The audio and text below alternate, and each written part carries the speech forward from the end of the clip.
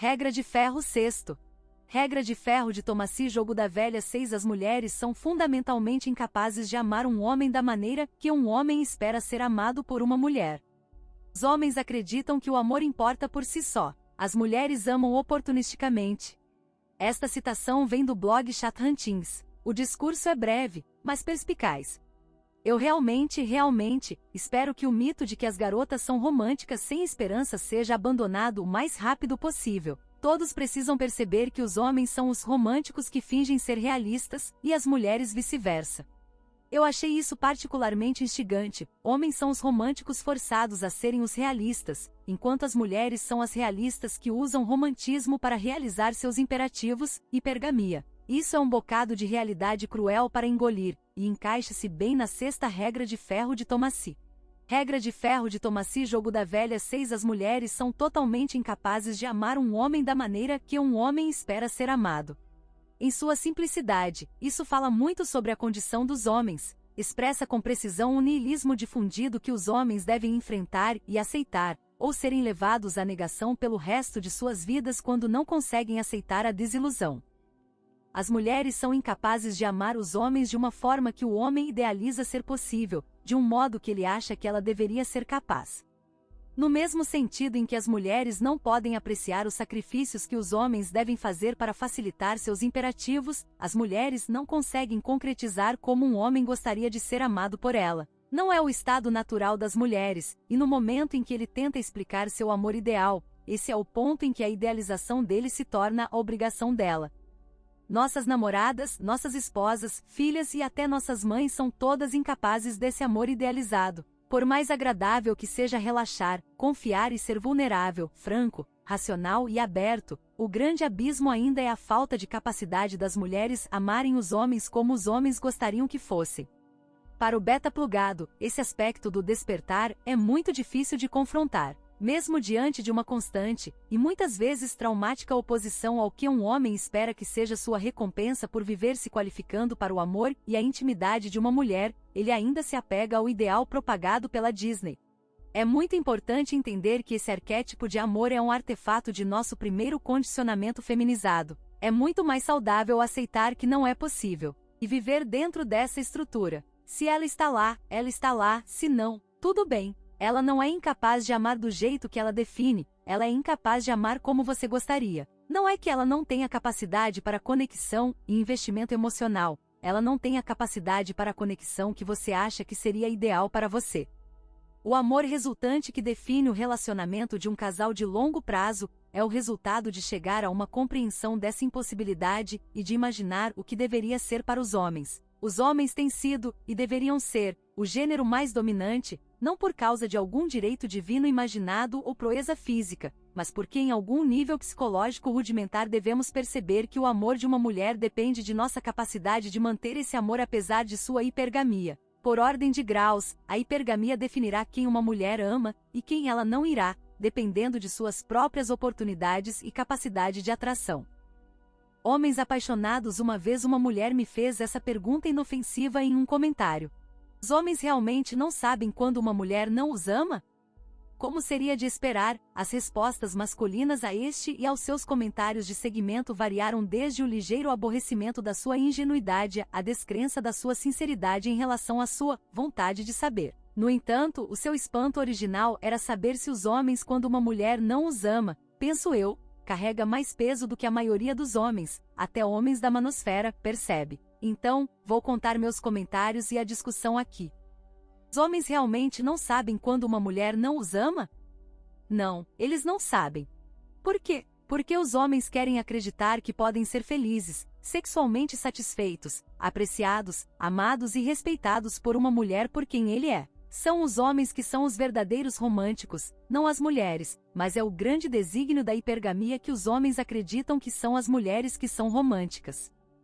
A hipergamia, por sua natureza, define o amor pelas mulheres em termos oportunistas, deixando os homens como os únicos árbitros objetivos do que o amor é para eles mesmos. Então, sim, os homens não sabem quando uma mulher não os ama, porque eles querem acreditar que as mulheres podem amá-los da maneira que eles acham que elas podem.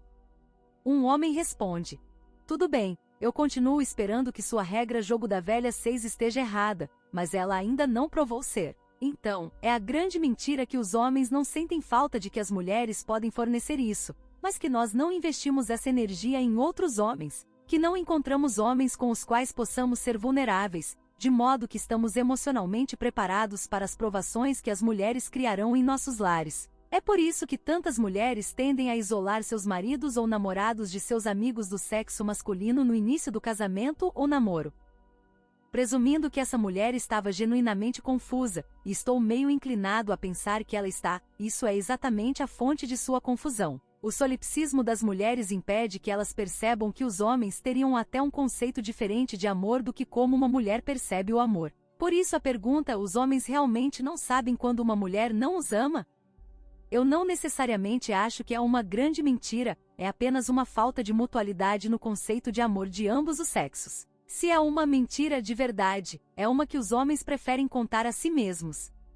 Ligando os lados mais tarde, na discussão, Jacques que é uma das 2 escritoras mulheres que recomendo no meu blogrol, trouxe outro aspecto interessante com relação a interligar a falta de mutualidade entre os conceitos de amor de ambos os gêneros. Se além do que uma mulher é capaz, portanto, mesmo que uma mulher reconheça essa incapacidade em si mesma, não há como compensar isso. E se uma mulher realmente deseja tentar ir além disso, ela apenas considera um assunto sem esperança e não faz nada? Ou é algo pelo qual ela deve se esforçar continuamente com a esperança de que ela possa pelo menos aproximar-se um pouco mais desse amor idealizado? Será que não é demais para ela compreender? Como eu estava dizendo ao primeiro cara, é mais falta de reciprocidade no conceito de amor de ambos os gêneros. A pergunta original sobre se um homem pode determinar quando uma mulher não o ama é muito mais profunda do que ela compreende. Eu acho que muito do que os homens passam em seus dias de pílula azul beta, a frustração, a raiva, a negação, a privação, a sensação de que lhe foi vendido uma fantasia que nenhuma mulher jamais cumpriu, tudo isso está enraizado em uma crença fundamental de que alguma mulher, qualquer mulher, sabe exatamente como ele precisa ser amado e tudo o que ele tem a fazer é encontrá-la e incorporar o que lhe foi dito que ela esperaria dele quando o fizesse. Então ele encontra uma mulher que diz e mostra a ele que ela o ama, mas não da maneira que ele teve todo esse tempo em sua cabeça. O amor dela é baseado em qualificações hipergâmicas, desempenho e é muito mais condicional do que aquilo que ele foi levado a acreditar, ou se convenceu, que o amor deveria ser entre eles. Seu amor parece dúbio, ambíguo e aparentemente fácil demais, em comparação com o que ele aprendeu há tanto tempo sobre como uma mulher o amaria quando ele a encontrasse. Assim, ele gasta seus esforços monogâmicos em transformar seu relacionamento em um em que ela o ama de acordo com seu conceito, mas isso nunca acontece. É uma perseguição infinita de manter o afeto dela e seguir o conceito de amor dela, enquanto faz esforços ocasionais para atraí-la ao conceito de amor dele. O constante amansamento dele para manter o amor dela, em conflito com a carência de como ele gostaria de ser amado, é uma receita hipergâmica para o desastre. Então, quando ela se desapaixona por ele literalmente não sabe que ela não o ama mais. A resposta lógica dele, então, é pegar as velhas condições de amor que ela tinha para ele quando se uniram pela primeira vez, mas nada disso funciona agora porque elas são baseadas na obrigação, não no desejo genuíno. O amor, como desejo, não pode ser negociado. Levei muito tempo, e foi uma parte muito difícil do meu desplugue quando finalmente compreendi que o que eu pensava sobre o amor, e como isso é transmitido, não é universal entre os sexos. Levou algumas doses dolorosas de realidade para isso fazer sentido, mas acho que tenho uma compreensão mais saudável agora. Foi uma das verdades mais contraditórias que tive que desaprender, mas mudou fundamentalmente minha perspectiva das relações que tenho com minha esposa, filha, mãe, e minha compreensão das namoradas do passado. Se além do que uma mulher é capaz, portanto, mesmo que uma mulher reconheça essa incapacidade em si mesma, não há como compensar. E se uma mulher realmente deseja tentar ir além disso, ela apenas considera um assunto sem esperança e não faz nada.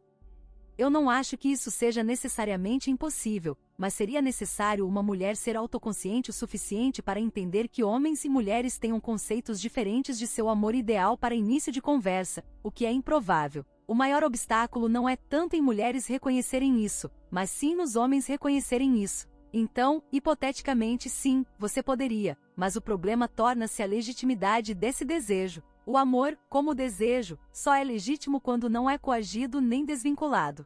Os homens acreditam no amor por amor, as mulheres amam oportunisticamente. Não é que algum dos dois acredite em amor incondicional, é que as condições de ambos os sexos para o amor diferem.